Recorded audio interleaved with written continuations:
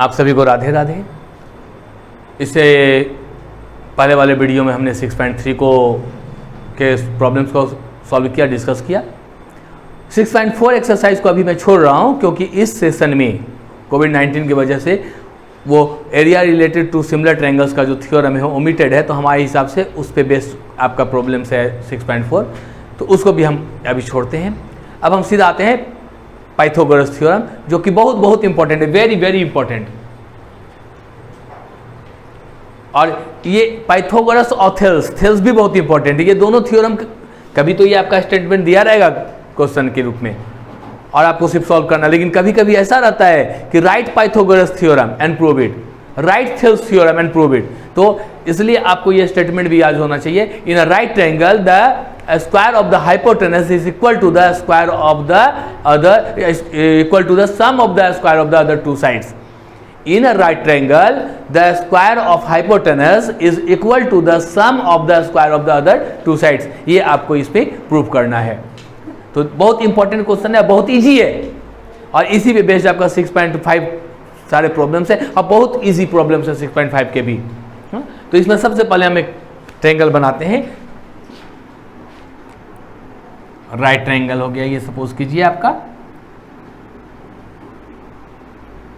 A B C, right angle at B, given triangle A B C is right angled at B, यानी angle B is 90 degree. To prove क्या करना है, square of the hypotenuse, hypotenuse mean side opposite to the right angle, और यू में से the longest side of the right angle triangle. जो right angle triangle का लॉन्गेस्ट साइड होता है वो हाइपोटेनस होता है, and obviously it will be the side opposite to the right angle, means B angle right angle, इसका opposite side आपका, means square of the hypotenuse means we have to prove that AC square equal to sum of the square of the other two sides। तो other two side कौन बच गया, AB and BC, तो उसके square का सम means AC square equal to AB square plus BC square। ये हमें prove करना है। इसमें थोड़ा सा कंस्ट्रक्शन लगेगा। कंस्ट्रक्शन एक करेंगे हम,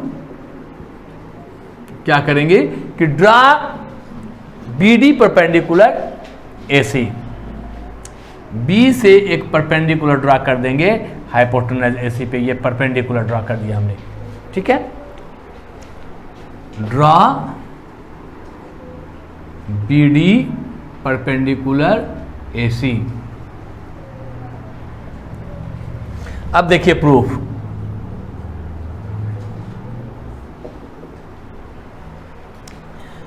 if we consider triangle ADB and ABC।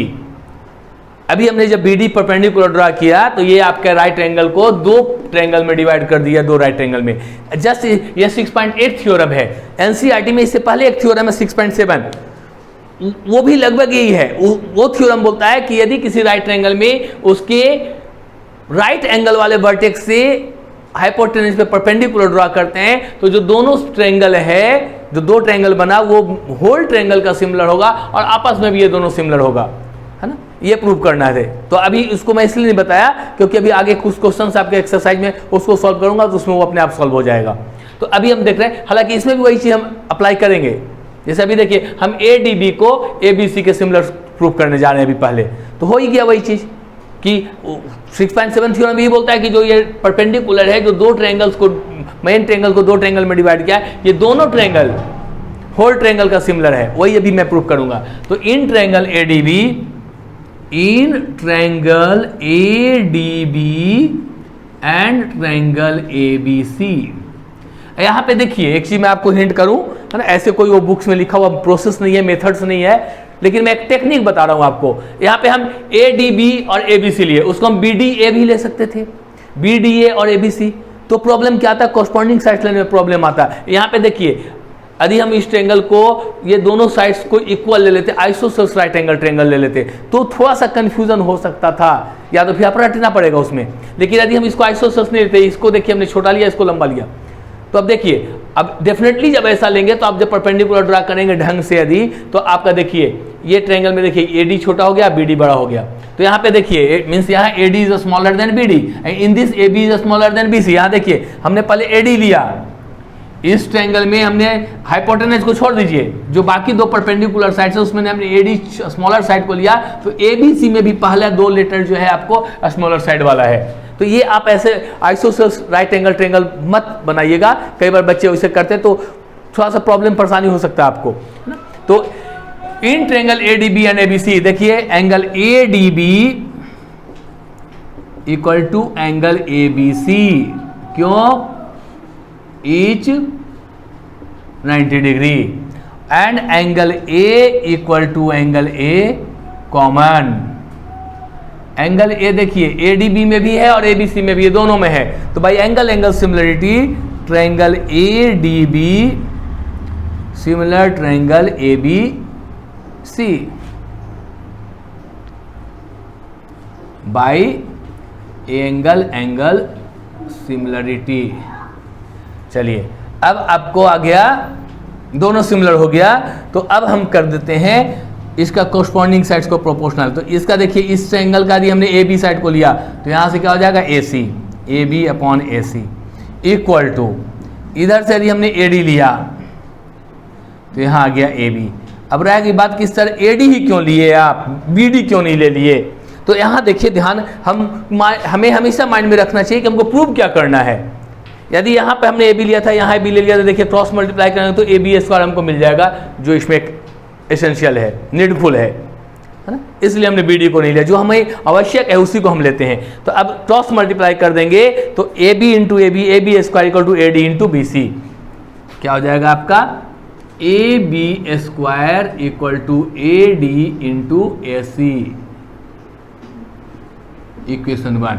Now in triangle देखिए, अब फिर वही BDC में देखिए D स्मॉलर है DC के कंपेरिजन में, दोनों परपेंडिकुलर साइड में। तो AB में AB स्मॉलर है तो हम लेते हैं in triangle BDC, in triangle BDC and triangle ABC। तो क्या हो जाएगा angle BDC equal to angle ABC each 90 degree, and angle C equal to angle C common. तो बाई SSS यानी by AA similarity triangle BDC similar to triangle ABC, है ना, हो गया। तो again we can write BC, इसका BC लिए तो यहां से अपॉन AC इक्वल टू, यहां BC लिए तो यहां भी नीचे BC आना चाहिए, तो ये DC अपॉन BC। अब देखिए जो मैं 6.7 थ्योरम बोल रहा था, यहाँ पे देखिए हमने प्रूव किया ADB सिमिलर टू ABC, और यहाँ हमने प्रूव किया BDC similar to ABC। 6.7 theorem ही बोलता है कि जो परपेंडिकुलर हम ड्रा करते हैं राइट एंगल वाले वर्टेक्स से, तो जो दो ट्रायंगल बनता है होल ट्रायंगल का सिमिलर होता है, और आपस में भी। अब जब सेम ट्रायंगल का ये दोनों सिमिलर है तो आपस में भी दोनों सिमिलर होगा, यही प्रूफ हो जाएगा आपका 6.7। अब यहाँ पे देखिए क्रॉस मल्टीप्लाई यदि करते हैं, है ना, तो देखिए क्या हो जाएगा आपका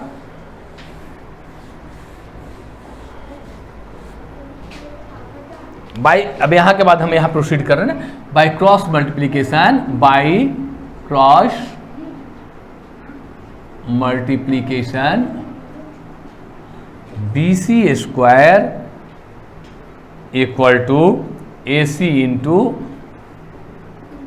DC, इक्वेशन 2। अब देखिए इक्वेशन 1 है AB square equal to AD into AC, और सेकंड में हो गया BC square equal to DC into AC। तो by adding equation 1 and 2, by adding equation 1 and 2, तो यहाँ हो जाएगा इक्वेशन 1 में लेफ्ट साइड में AB स्क्वायर और इक्वेशन 2 में लेफ्ट साइड में BC square equal to equation 1 में राइट साइड में AD इंटू AC और प्लस यहाँ आपका है AC इंटू DC। अब देखिए ये हो जाएगा AB square plus BC square equal to AC। देखिए ये देखिए दो टर्म है ये, है ना, ये प्लस के द्वारा टर्म्स जो है, तो ये AC यहाँ भी है, AC यहाँ भी है, तो AC कॉमन ले लेंगे तो यहाँ बचेगा AD प्लस यहाँ बचेगा DC। अब देखिए AB square plus BC square equal to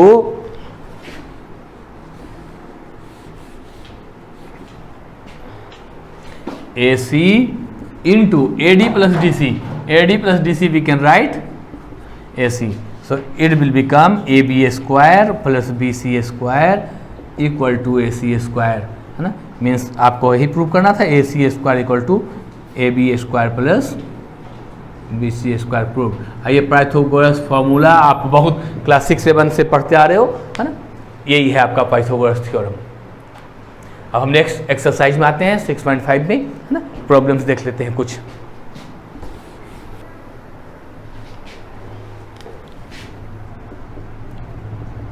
NCERT exercise 6.5 question number 1. देखिए क्वेश्चन नंबर 1 तो ऐसे हम समझते हैं, बताने की आवश्यकता नहीं है आपको. क्वेश्चन नंबर 1 बोल रहा है sides of triangle are given below. Determine which of them are right triangles. In case of a right triangle, write the length of its hypotenuse. Means we have to check that whether the given sides are of right triangles or not. तो हम कैसे check करेंगे? तो 3 sides का measurement given है, dimensions given है आपका, तो मैग्नीट्यूड गिवन है. उसमें जो लॉन्गेस्ट साइड है वही होना चाहिए हाइपोटेनस. तो लॉन्गेस्ट साइड का स्क्वायर निकालेंगे एंड रेस्ट 2 साइड्स का स्क्वायर निकाल के उसको ऐड करेंगे. If square of longest side is equal to the square of sum of the square of the other 2 side, then the sides are of right triangle, otherwise not. And if they are of right triangle then the longest side will be the hypotenuse. तो मैं समझता हूँ आपसे solve हो जाएगा, है ना. इसको छोड़ के आगे हम क्वेश्चन नंबर 2 में आते हैं. जैसे देखिए यहाँ पे first 7 centimetre, 24 centimetre and 25 centimetre. Square of 25 625, square of 7 49, square of 24 576. तो 576 प्लस 49 625 एंड लॉन्गेस्ट साइड है 25, square 625. Means here square of 25 is equal to the square of 7 plus the square of 24. Therefore these are the sides of right triangle. Now we have to see the measurement length of the hypotenuse. The longest side is 25, so it is hypotenuse. तो ऐसे ही लिख देंगे, बाकी आप check कर लीजिएगा. Question number 2. PQR is a right triangle at P and M is a point on QR such that PM perpendicular QR such that PM square equal to QM dot MR. Just जो अभी आपको Pythagoras theorem बताया है ना, उसी type से ये भी बनेगा और इंपॉर्टेंट है ये क्वेश्चन, है ना. लेकिन इसको मैं आपको उस ढंग से बता दूं कि आपका थ्योरम 6.7 भी कवर हो जाएगा, है ना. यहाँ है triangle PQR right angle at P.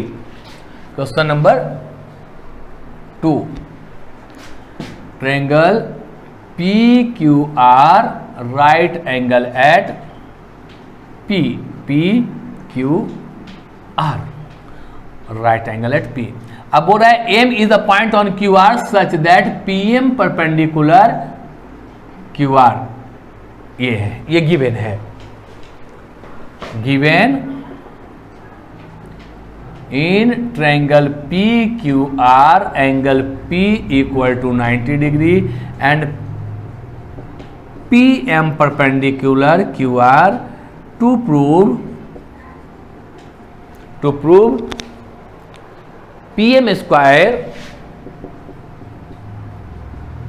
equal to QM into MR into MR. देखिए ये भी इंपॉर्टेंट है ना. इंपॉर्टेंट क्वेश्चन है ये आपका, है ना. भले ये 2 मार्क्स में आए. अब यहाँ पे यदि हम डायरेक्ट, चूंकि 6.7 थ्योरम बताया नहीं इसलिए इसको मैं पूरा डिटेल्स में बता दे रहा हूँ. अदरवाइज हम यहाँ पे सीधा 6.7 थ्योरम का स्टेटमेंट को रीजन दे करके, है ना, प्रूफ के रूप में दे करके हम डायरेक्ट लिख सकते थे ट्रायंगल QMP, है ना, सिमिलर टू ट्रायंगल PMR, है ना, क्योंकि उसमें वही प्रूफ करना था. लेकिन यहाँ मैं पूरा प्रूफ कर देता हूँ, है ना. जो यहाँ पे यदि स्टेटमेंट देना होता तो मैं यही देता, सिंस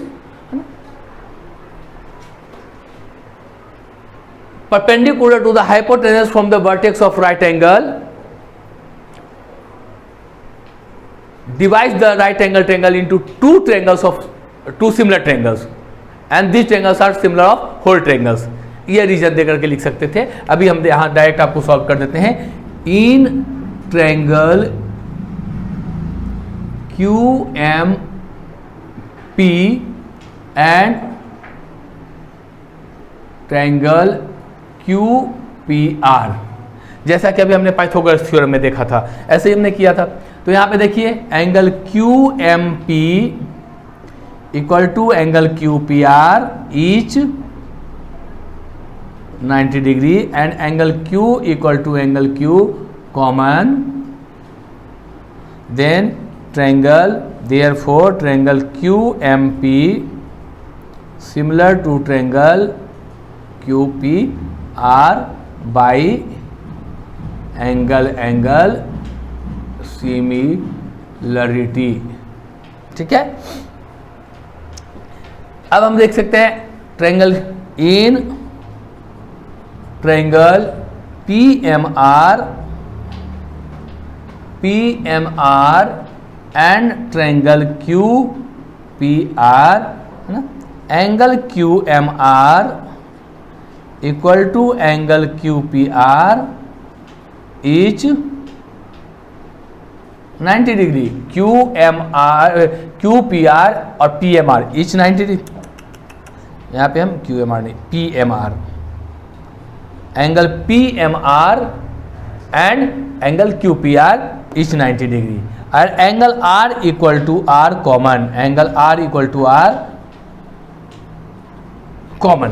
ठीक है, हमने क्या किया, इन triangle PMR and QPR, angle PMR and angle QPR is 90 degree and angle R यदि QPR के लिए 30 डिग्री है तो PMR के भी लिए 30 डिग्री होगा, कॉमन है, सेम है दोनों में, इसलिए इसको हम इक्वल लिखते हैं, है ना। अब फिर से हम लिख सकते हैं ट्रायंगल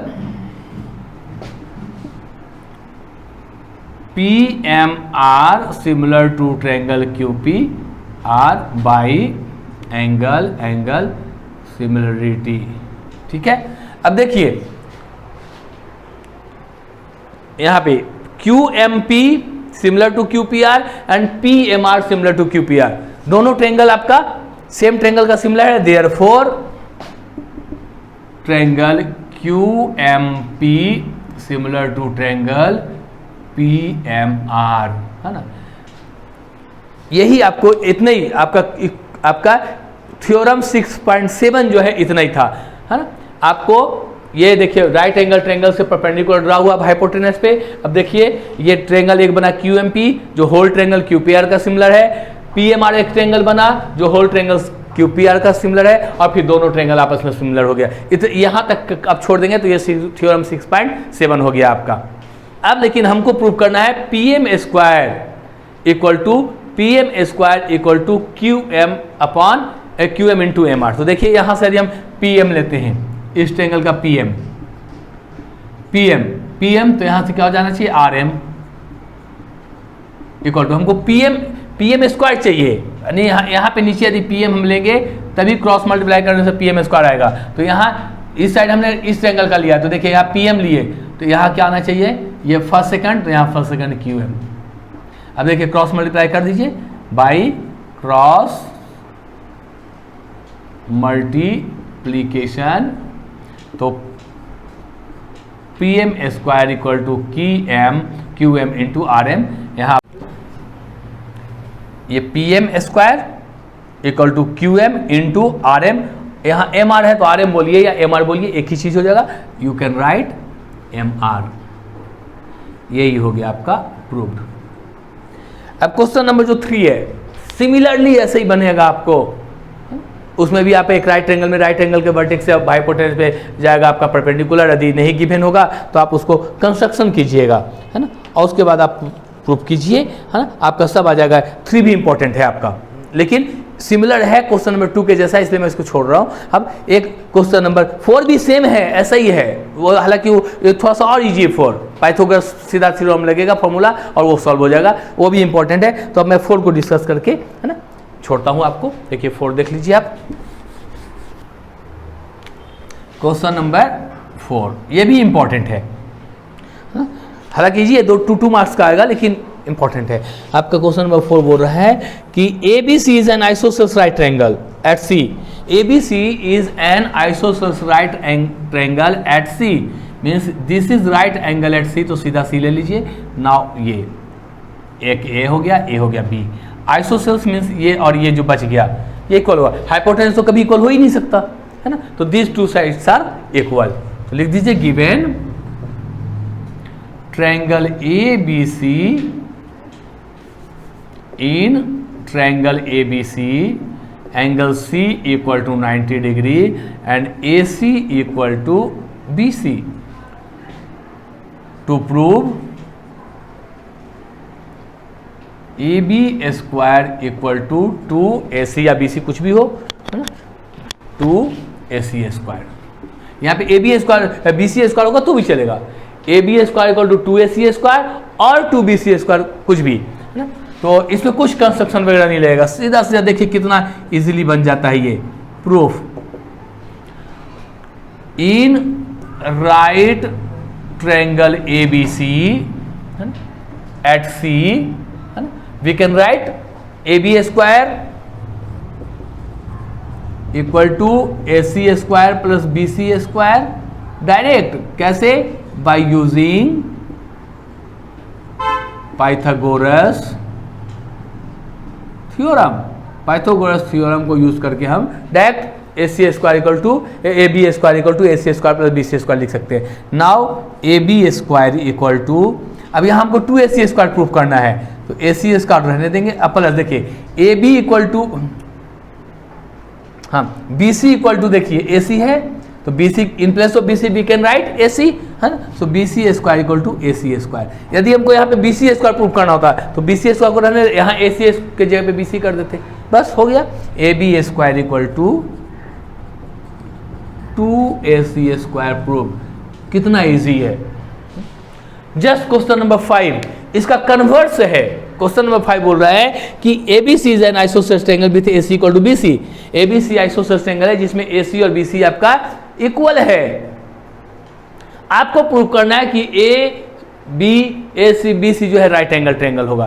तो उसको जस्ट इसका कन्वर्स कर लेंगे हम। यहाँ पे गिवन में 90 डिग्री नहीं लिखेंगे, है ना, सीधा हम लिखेंगे गिवन है AB स्क्वायर इक्वल टू क्या है 2AC स्क्वायर गिवन है। तो AB square equal to 2AC square, 2AC square को AC square plus AC square, और AC square AC BC equal है तो AC square plus BC square ये मिल जाएगा। जैसे ही ये मिला हम by using converse of Thales theorem we can write triangle is right angle. But ये क्वेश्चन हो सकता है कि ना आए क्योंकि थेल्स का जो कन्वर्स है इस साल के लिए ओमिटेड है ना।